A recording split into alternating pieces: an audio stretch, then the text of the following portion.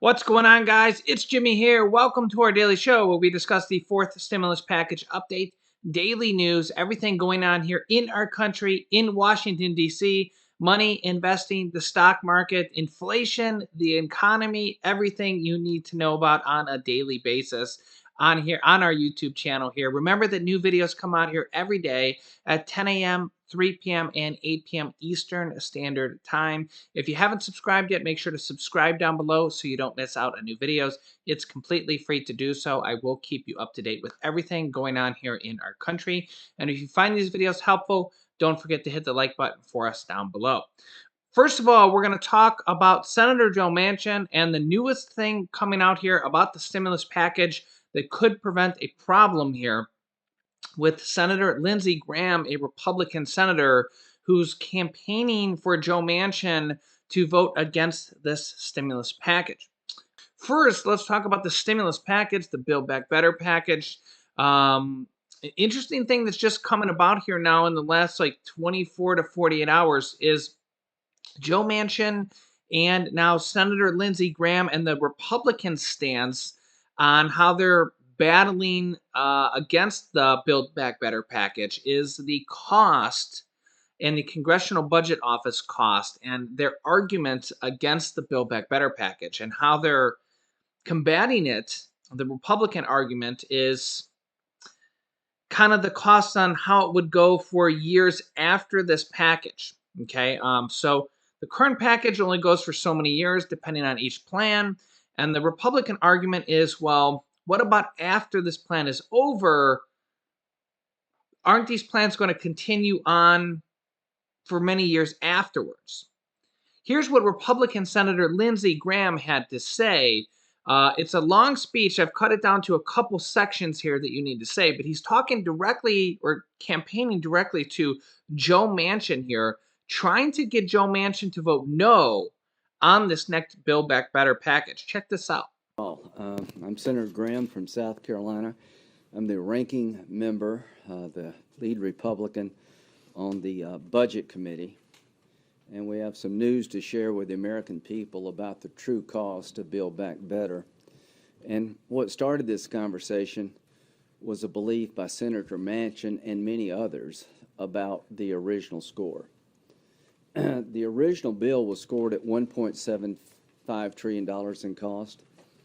And the way they got that number is they took 17 new programs that would be created by Build Back Better, and they sunsetted the programs 1 year, 2 years, 3 years. If you believe these programs go away after 1, 2, or 3 years, you shouldn't have a driver's license.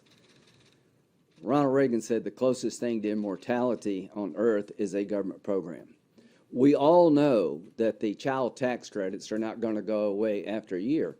But if I'm wrong, I'd like a letter from Senator Schumer in the Democratic conference saying they're okay with these programs terminating in 1 year or 2 years.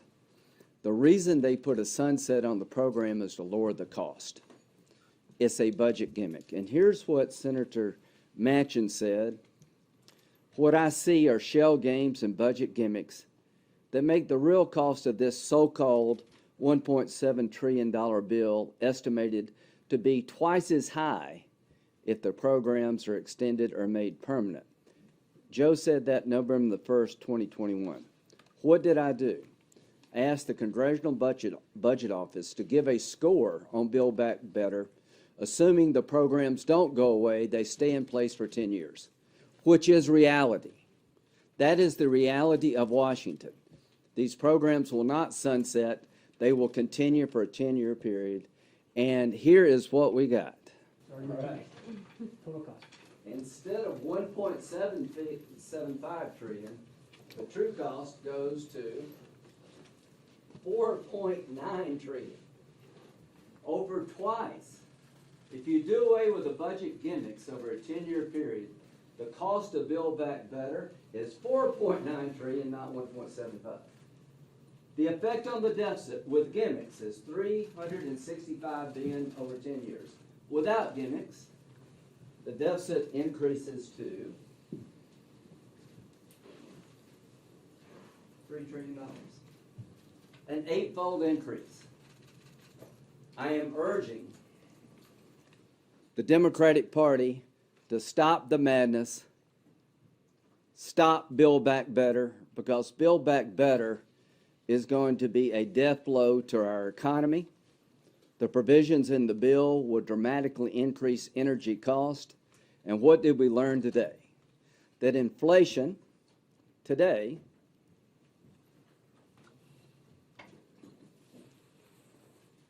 reached a 40-year high, 6.8%. Inflation is the enemy of working people in America. Build Back Better aids and abets the enemy of inflation, will drive that number up higher. There's been a 58% increase in gasoline prices because of inflation. If Build Back Better became law, it would dramatically reduce the ability to extract fossil fuels in America, and it would lead to higher energy cost. Okay, so we'll get to a couple more things he's going to say here in a second, especially regarding Joe Manchin, because remember, Joe Manchin is a key vote here. Without his vote, they can't pass the package. Now, remember, Lindsey Graham is a Republican, so he's giving you a 100% Republican point of view. I'm not going to give you a 100% Democratic point of view. I'm going to try to give you a little bit of a more neutral point of view. So a couple things about this package. He mentioned the child tax credits as an example here.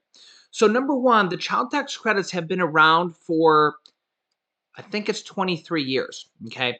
And remember, former President Donald Trump, a Republican, actually increased the child tax credits from $1,000 per year to $2,000 per year. A Republican president. Okay, so yeah, I know that the Republicans are trying to pin this all on the Democrats here, but a Republican president actually raised that, okay, for children, okay, and I mean, if the Republicans were in power right now, do you think the Republicans would just stop the child tax credits and not give them to 65 million children? I don't think they would. I mean, the Republicans actually did that through the reconciliation process back with the 2017 Trump tax cuts, all on their own. Okay. So I know they're trying to say this, but doing and saying are two different things. And if we go back on record, they voted to raise the child tax credits from $1,000 to $2,000. Okay. And they're also saying they're all concerned about inflation now, but yet former President Donald Trump added $8 trillion to the deficit in just 4 years. Okay. And that's a fact. You can just look it up. Okay. The other thing that is concerning here is that they're talking about future spending that's not even approved yet that Congress would have to approve. That's like saying, what if these programs are approved forever, in perpetuity for the next 100 years? That would add $1,000 trillion, $900 trillion add to the deficit. You're almost coming up with fictitious numbers here, right? That's like saying, well, the defense of the country costs $750 billion a year. Why are we talking about only 1 year? Why aren't we talking about the next 100 years that it would cost? Why are we talking about sunsetting it only for 1 year? Why aren't we talking about, we all know that it's not going to only be for 1 year, the defense of the country. Why aren't we talking about what it's going to cost every single year for the next 10 years, for the next 100 years, right? So the stance that they're taking is not really a fair stance, because you would have to take that stance on every single government program that there is that goes on, right? The defense of our country. They're getting ready to pass the defense bill, right?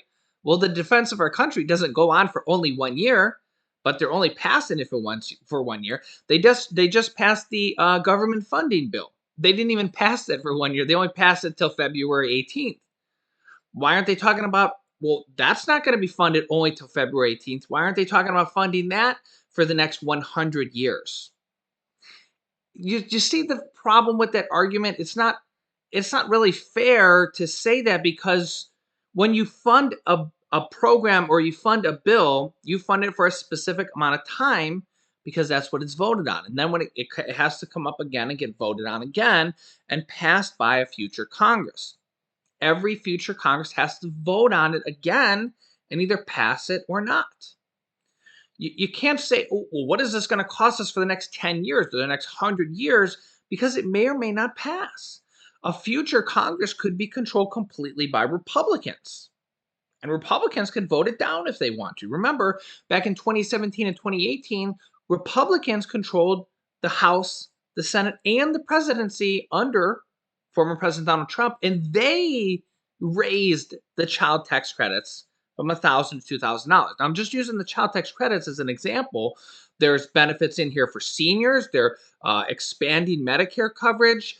They're lowering the cost of child care. They're lowering the cost of prescription drug pricing. I just did a video yesterday night that had 10 different things in here that most people had never even heard of, that had all sorts of things in this Build Back Better package. There's literally going to be all sorts of different programs in here.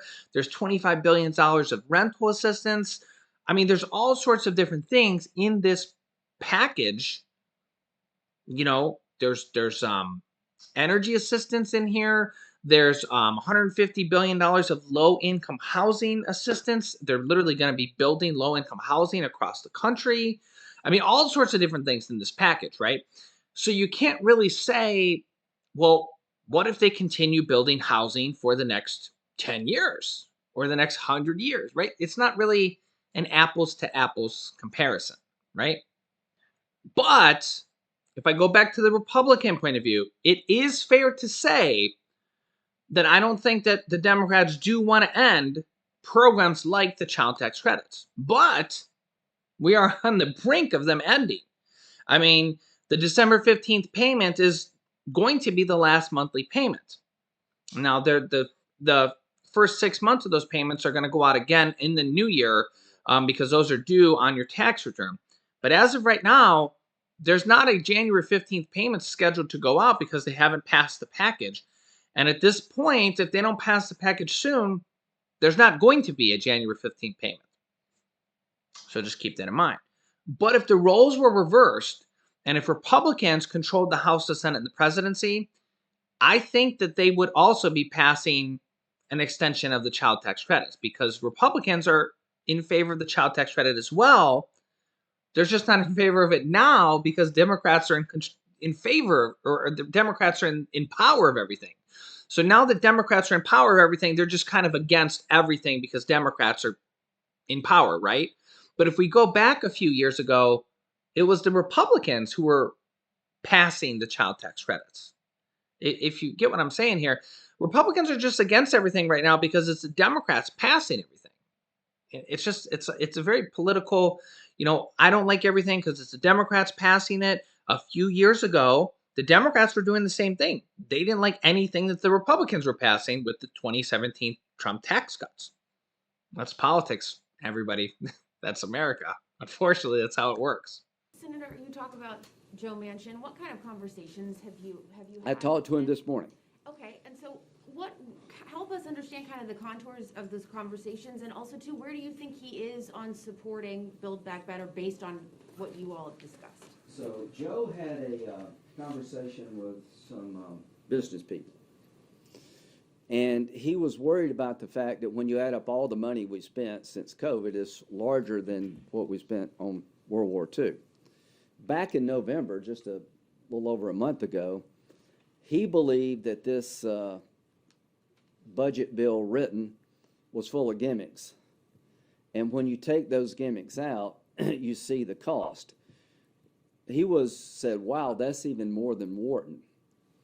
But Senator Manchin, to his credit, I think reached out to Wharton Business School and said, would you look at these proposals if they didn't go away? So he said a couple things. I want the bill to be paid for, right? Well, the true effect on the deficit, where's that at?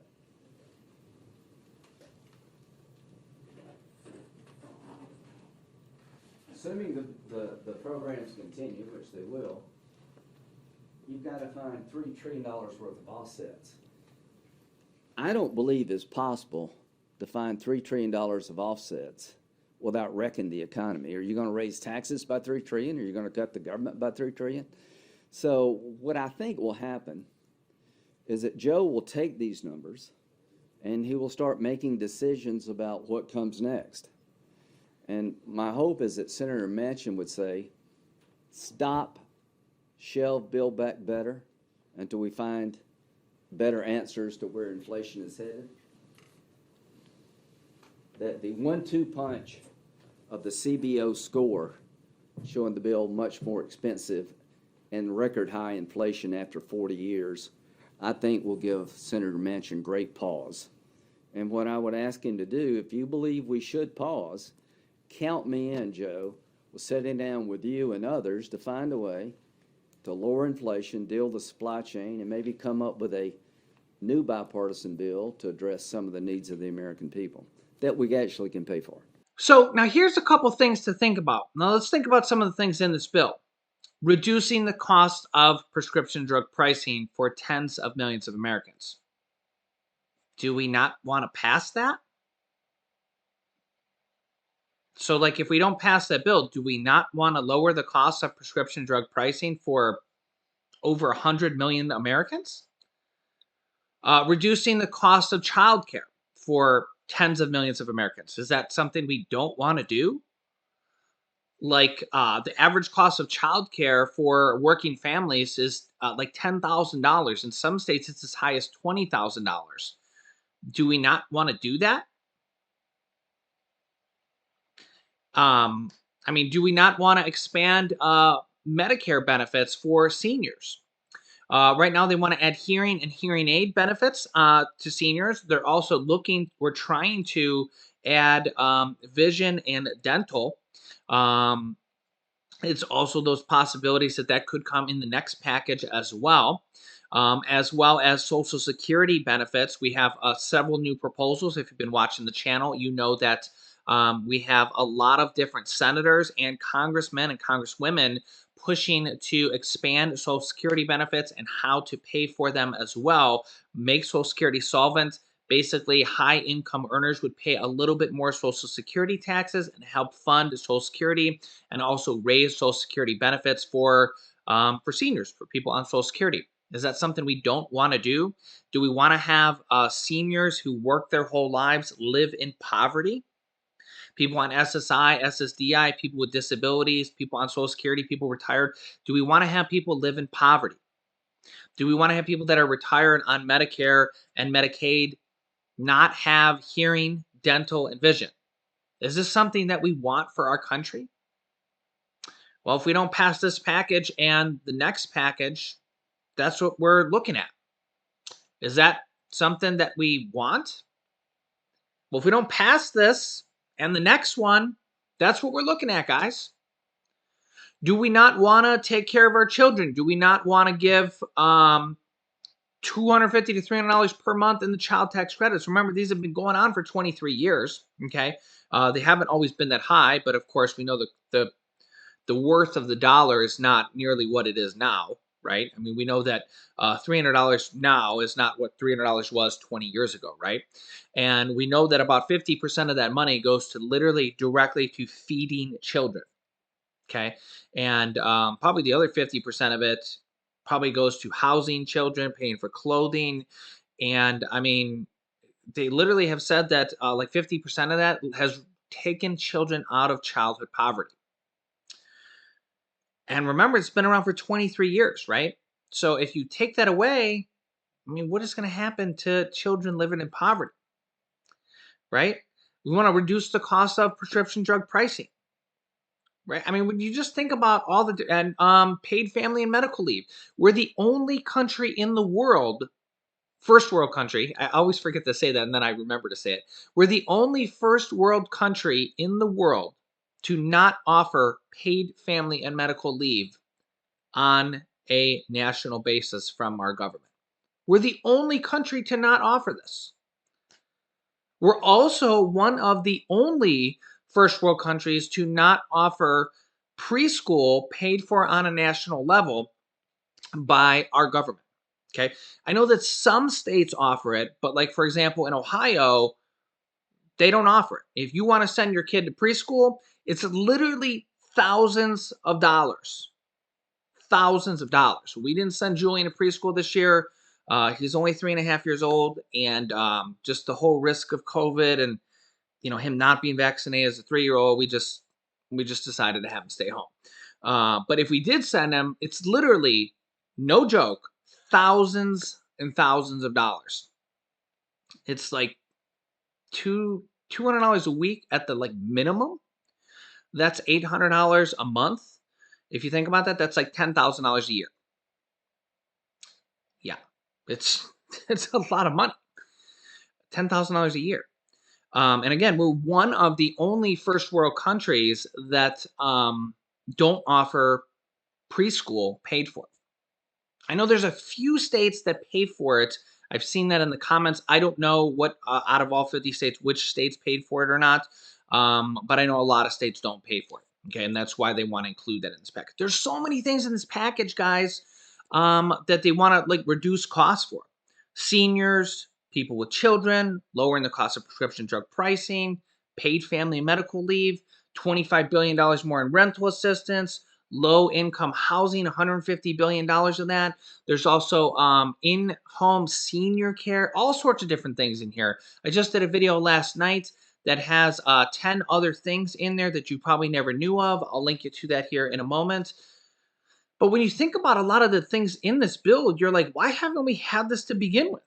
Why haven't seniors always had on Medicare hearing, dental, and vision? Why hasn't that always been in Medicare? Like, when you think about having medical coverage, shouldn't your eyes be covered? Shouldn't your teeth be covered?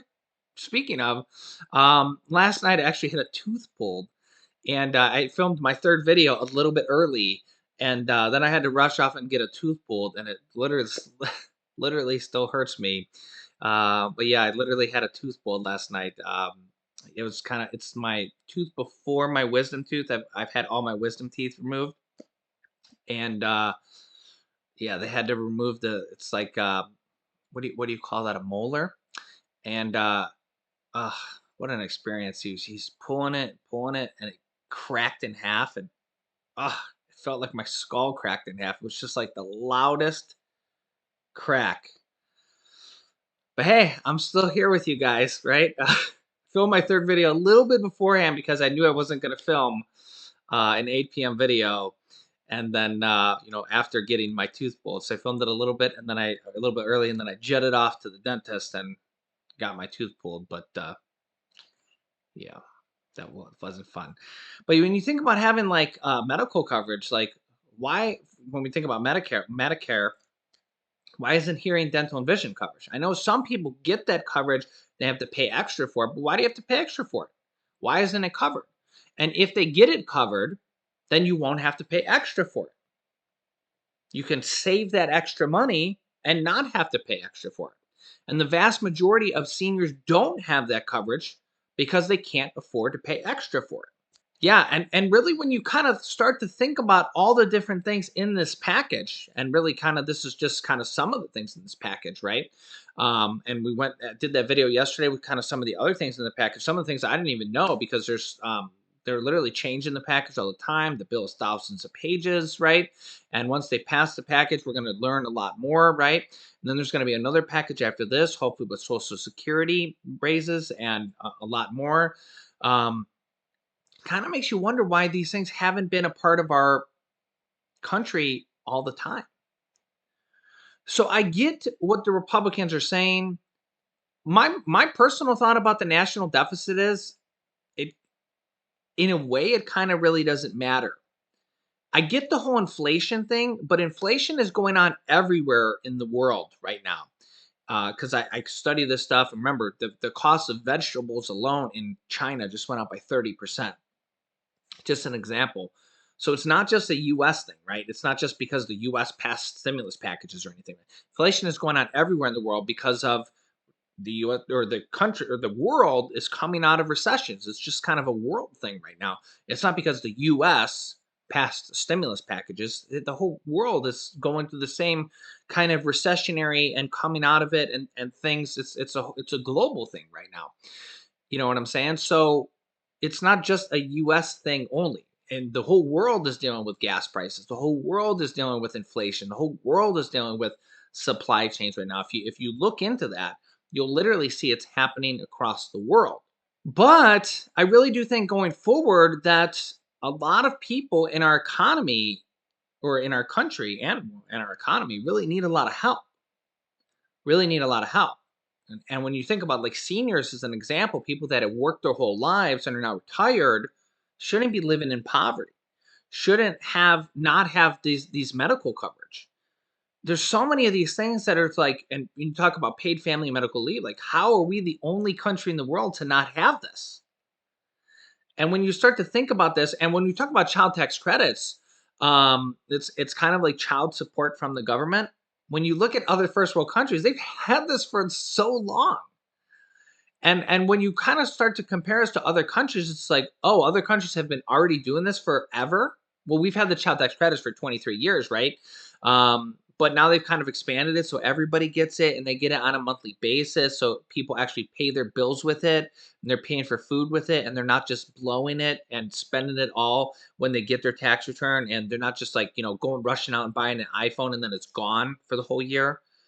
So honestly, now that I've been a part of, you with you guys and here with this YouTube and kind of seeing it on a daily basis and reading your guys' comments here and being here with you as a voice with you guys every day, and kind of getting your guys' message out to millions and millions of people here, um, it's kind of even changed my perspective on everything. And I actually kind of really do think that a lot of these programs should have been implemented a long time ago. I think seniors need hearing, dental, and vision included for no extra cost. I think children do need to be taken care of.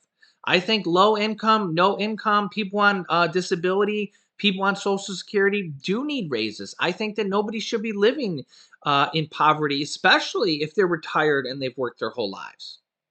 And that's why I continue to get my message out here every single day.